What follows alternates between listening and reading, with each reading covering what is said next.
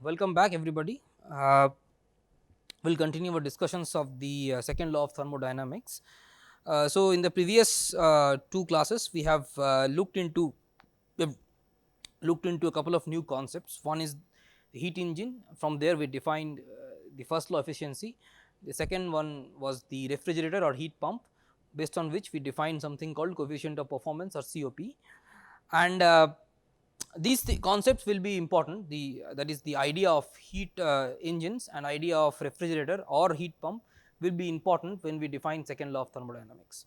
And we will see that the first question that was asked when we started discussing second law, that is why do some processes occur whereas some other processes do not take place, while both seem to satisfy the first law of thermodynamics, both satisfy energy conservation, right. Case in point was the example of hot coffee cooling down that Professor Bhargav discussed in the very first of the lectures. So, we will proceed towards the answer. Of course, we will see that there is a deep link, as I discussed in one of the previous lectures, that there is a deep link between heat engines, all these big turbines and the power plants and refrigerators, and a simple process such as coffee cooling down. There is a deep link between the two.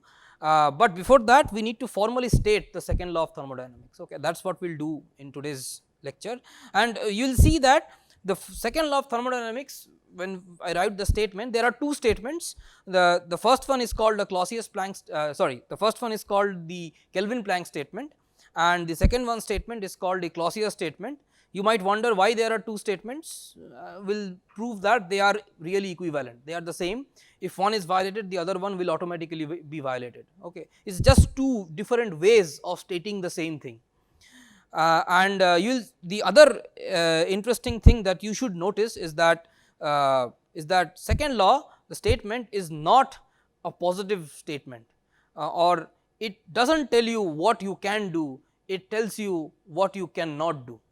That is an important distinction that you find in second law as compared to other laws, for example the first law of thermodynamics or several other laws that you might have studied. So, what I will do is I will copy the statements verbatim from the textbook. Before that, let me just write down the topic. So, topic is, this is okay, right? Second law of thermodynamics.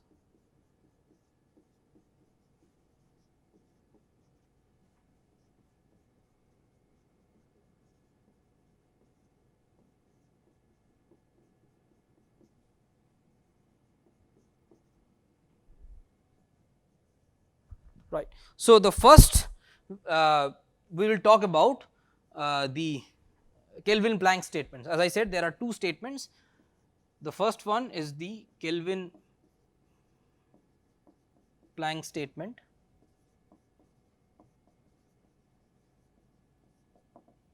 Okay. So, let me copy the statement verbatim from the book, and this is Senjal Bowles and 9th edition, but you will find the same statement in any other book. Okay. So, I will just copy it verbatim. It says, and this I am quoting this. There is a reason, good reason why I am quoting this. By the way, you do not need to remember or memorize this, you just need to understand what it tells, but I think that it is better to write it down verbatim. It is impossible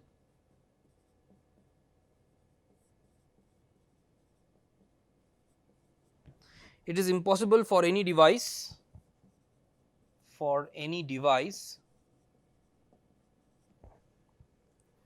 that operates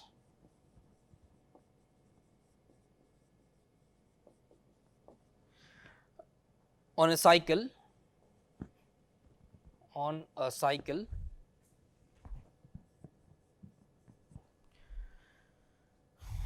to receive heat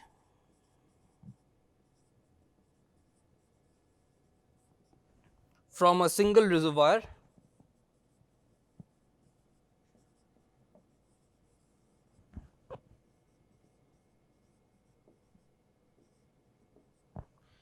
and produce a net amount of work.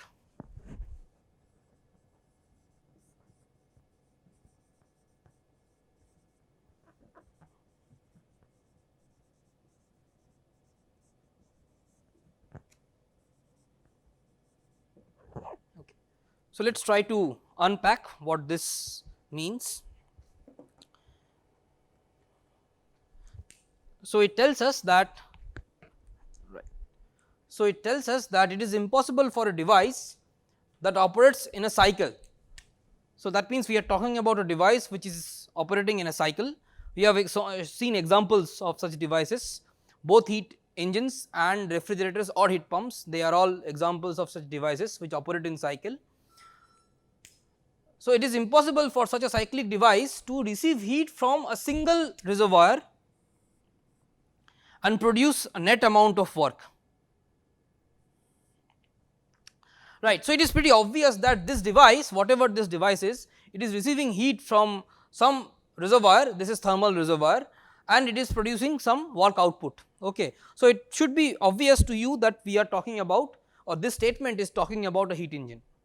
So, let us draw a simple heat engine.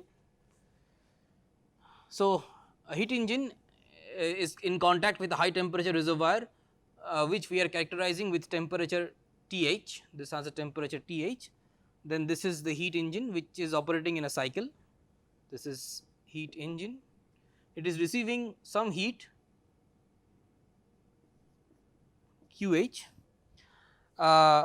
So, what this statement is telling you is that it is impossible for this heat engine to receive heat from this reservoir and then produce some work output W out whilst working in a cyclic process. So, this is going in cycle, receiving heat from a high temperature reservoir and producing some work output. This entire scenario is impossible according to Kelvin Planck statement of the second law of thermodynamics, right. So, if we come back here, you will see that this is exactly what the second law represents. This is exactly what schematically this statement represents. Okay. So, how can we fix this? The Kelvin Planck statement tells us this is not possible. How can we fix this? Well, it is easy to fix. We just need to make sure that this heat engine interacts with at least one more reservoir. That is all we need to do. We need to make sure that this heat engine interacts with one more reservoir. So, what was that reservoir? If you recall or go back to our definition of heat engine, our discussions on heat engine, you will see that we had a low temperature reservoir here, where the heat engine was rejecting some of the heat, right. So, it was taking in some heat from the high temperature reservoir, doing some work, the rest of the heat was being rejected to a low temperature reservoir. So, the Kelvin Planck statement tells you that this QL has to be there.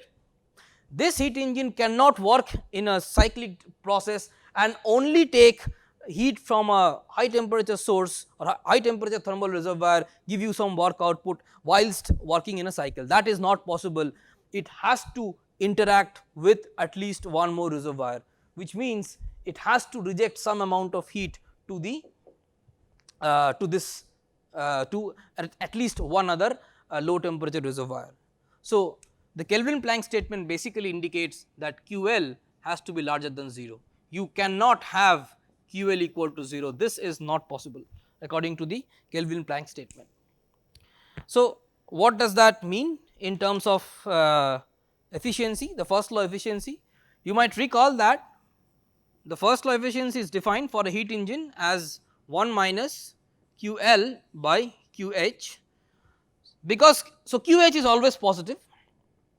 Because QL is always positive, you can identify that eta first law will always be less than 1 or 100%. So, one way to restate Kelvin Planck statement is that it is impossible to construct a heat engine that is 100% efficient. Okay. Nature prevents you from constructing a heat engine which is 100% efficient. Nature prevents you from having this QL as 0. It is not possible.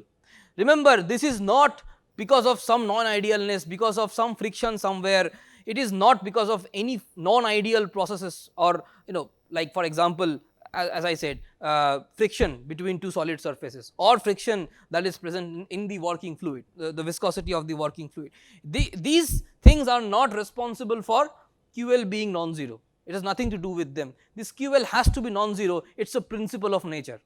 Okay, so right. So this is one alternative way to talk about the Kelvin-Planck statement.